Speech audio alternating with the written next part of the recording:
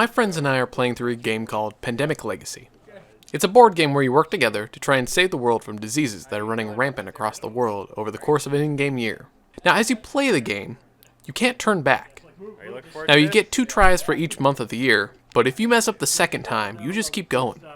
You can never go back. You can't just start from the top.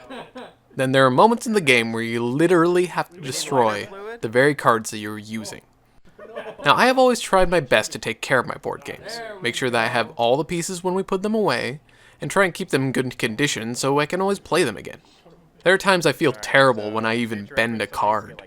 So when the rules said to destroy the card, I couldn't help but look through the rules about 5 times to make sure that that was really what we had to do. The idea of destroying a piece of the game, making it so that it is no longer whole, that you can't go back, it was cringeworthy to say the least. Even if we wanted to play the board game over again, we physically couldn't.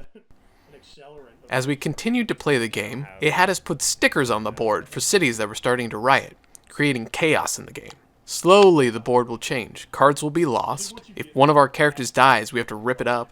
But why is it painful? Why do I cringe? It's probably knowing that it's permanent, that the actions we are taking cannot be undone. If we mess up, there is nothing left to go back to, and that's frightening. But this is how the game is meant to be played. This is what it was designed to be. An experience that you go through full force forward and deal with the consequences the best you can. And you know, that's just life. You can't turn back the clock. You can't reset the pieces, keep the board nice and pristine. You can't keep the edges of the cards from being bent or scratched.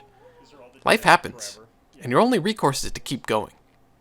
And that's scary. But you know what? It's life.